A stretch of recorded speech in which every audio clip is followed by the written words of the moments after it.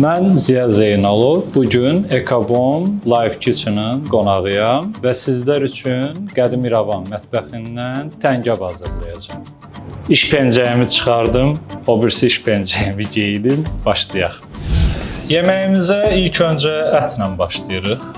Ətimizi xırda-xırda doğrayacağıq. Sizə maraqlı bir hekayə danışım.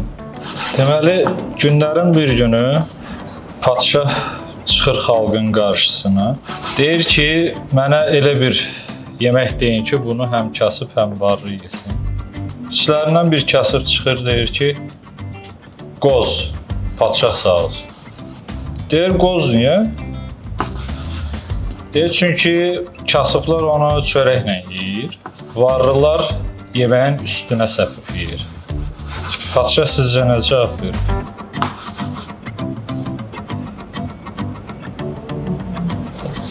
Sualın cavabını mən sizdən gözləyirdim, çünki mən özüm də bilmirəm. Mənim Ekobomla ilk tanışdığım bu mağazaları gəzirdim. Sonra Həsən Əliyev küçəsində olan mağazaya girəndə açığı məhsulların görüntüsünə birinci çox belə vuruldum. Sonra qiymətləri və s. araşdırmalar da elədim. Üstündən keçəndən sonra, bir müddət keçəndən sonra gəldim təzədən ki, bəs evimiz üçün, əsas, yəni mətbəx üçün qaz peçidir, sobadır, bunlardan götürək. Bir il olar ki, istifadə eləyirəm və həqiqətən də çox razıyam. Özdə mən biraz retro həvəskarı olduğum üçün retro tərzində götürdüm. Müasir şeyləri çox da sevmirəm deyə mətbəximizə də yaraşdı. Çəkilişlərimizdə də istifadə eləyirik. Ətimizi doğradıq. İndi isə yumaq üçün Ekobomun su çanağında görək nə edəcəyik. Maraqlısı nədir? Bu setkalarda mən görməmişdim. Bu çox pratik bir şeydir ki, misal üçün də qacağı qoyanda çirkli qab-qacaqları həm cızmır altını, həm də daha uzun ömürlü, təmiz qalmağı üçün kifayət edir. İndi bir ilk praktikamız kimi yoxlayaq, görək necədir.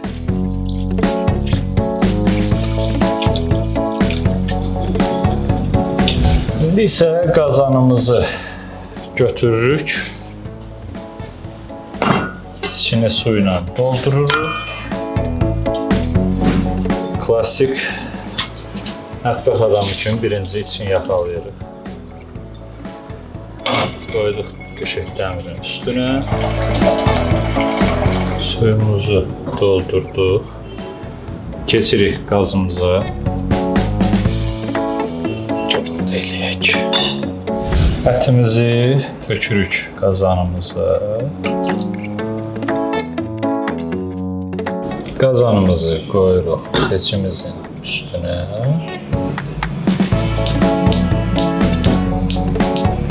İndi isə badımcanlarımızı doğrayıb duzlu suya qoyacağıq.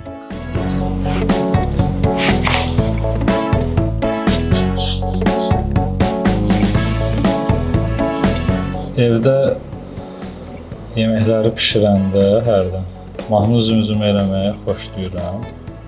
Çox əzbərə bildiyim mahnı da yoxdur açığı.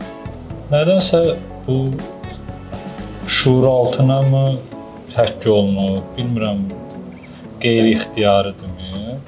Özün getdin, intizarın qaldı yar. Keçmişlə yaşamaq doğru bir şey deyil, bu heç. Biraz fəlsəfədən girəcəm. Amma keçmişin toxunuşları olan hər şey gözəldir.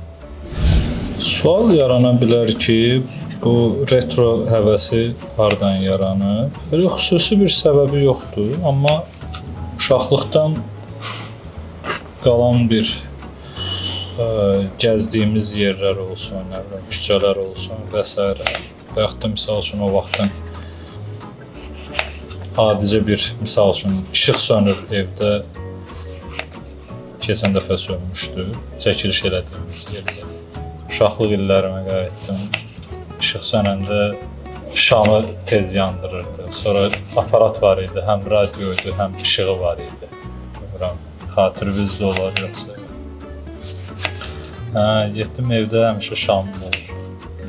Şamı yandırdım. 3 saat gözlədik ki, işıq yanacaq. Yeməyimiz də qaldı belə. Badımcanlarımızı duzlu suya qoyacağıq.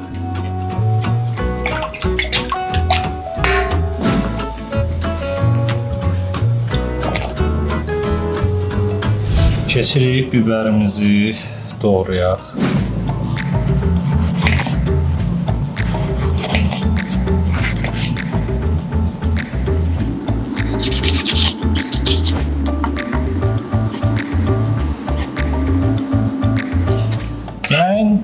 Tarixçəsi ilə bağlı da sizə bir məlumatı bölüşüm. Hansı ki, vurğulanmalı bir məqamdır. Çünki bu yeməyin ərsəyə gəlməsində həqiqətən də çox insanın ki, başda Tahir Əmiraslınovun çox böyük zəhməti var. Hansı ki, bu qədim yeməyimiz İrəvan xanlığının bölgə mətbəxi kitabından götürülüb. 18-19-cu əsrlərə məxsus bizim qədim yeməyimizdir. Bu dad olaraq kiməsə, misal üçün maraqlı olarsa, dadı bir növ həftəbəcərə oxşuyur. Bizim klassik həftəbəcərimizə oxşuyur. Mən bir dəfə bişirmişəm və çox bəyənmişəm açığı. İstədim bugün sizlər üçün də bişirim. Ümid eləyirəm, hər kəsin ürəyincə olar. Pomidorlarımızı doğrayırıq. Lay.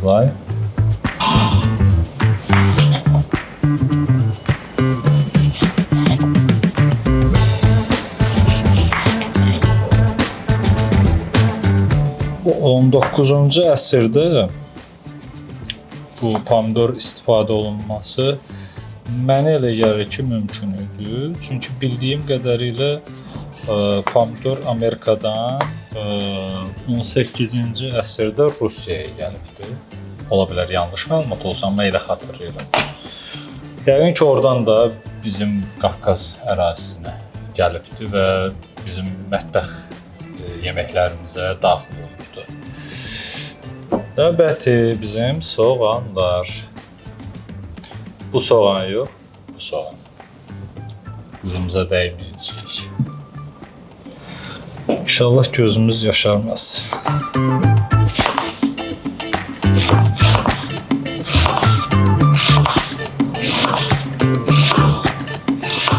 İndi soğanlarımızı tavada qovuracağıq. Ayırırıq bura, beşik.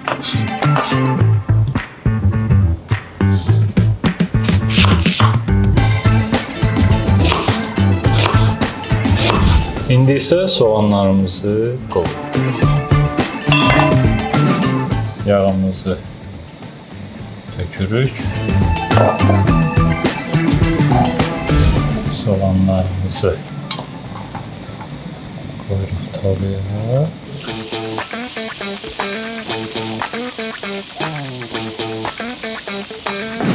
Qapağımızı bağlayırıq. Soğançamıza bir parça kərə yağı atmaq üçün soyuducudan götürəcəm.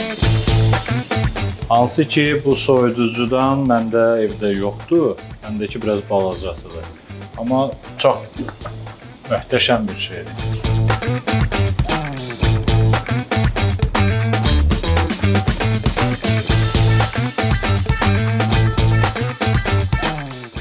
Kifayət qədər geniş.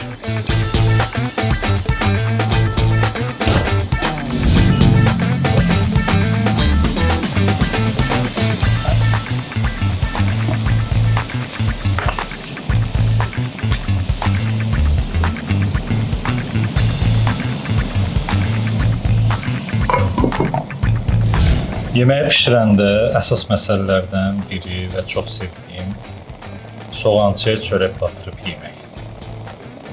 Yəqin ki, çoxunuz Bunu evdə test eləməmişsə, mütləq şəkildə test edin. Yəni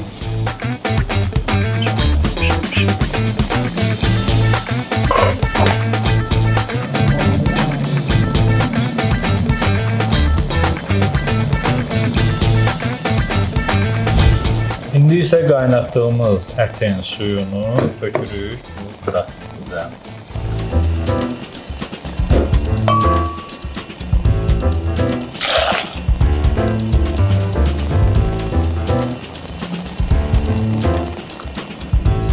Qaynatdığımız əti daha böyük qazana yığırıq.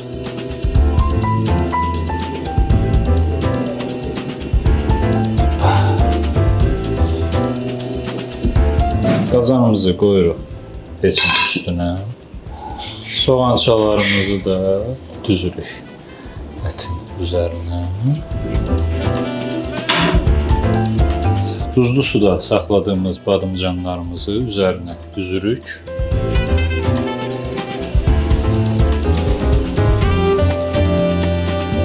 Davamında pomidorları qoyuruq.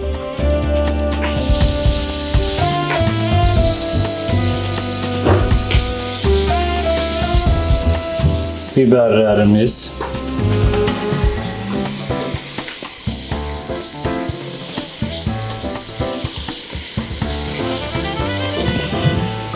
Bulyonumuzu tökürük üstünə.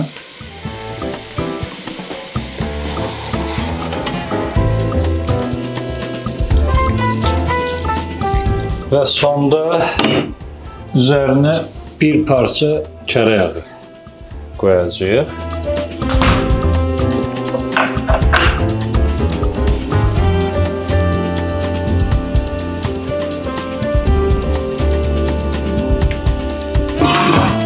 Və bu qədər. Yarım saatdan sonra yeməyimiz hazır. Yeməyimiz hazırdır. Ətri bütün Ekobom mağazasını bürüyüb. Hətta girib içəridən soruşurdular ki, bura mətbəxdir, yoxsa nədir? Yəqin ki, müştərilərin xoşuna gəlibdi ətri. İndi isə keçirik yeməyimizin təqdimatına.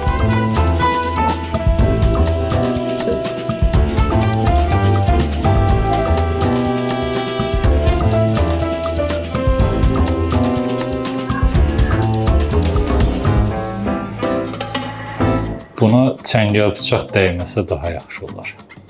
Bu yeməyin videosu ancaq Adda Budda səhifəmizdə mövcuddur və eksklüziv olaraq Ekobom üçün yenidən bişirdik.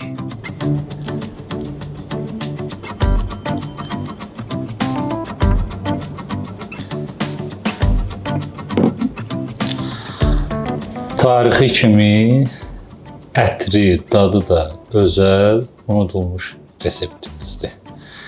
Mən buradan hər kəsə səslənirəm ki, milli mətbəximizin bu gözəl yeməklərini unutturmayaq.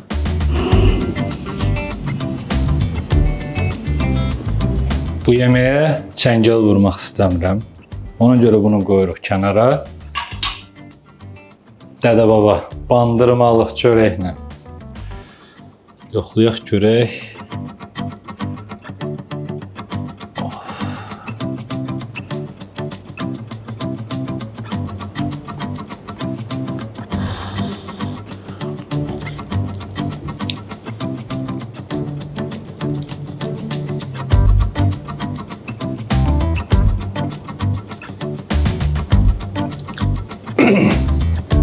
Əla.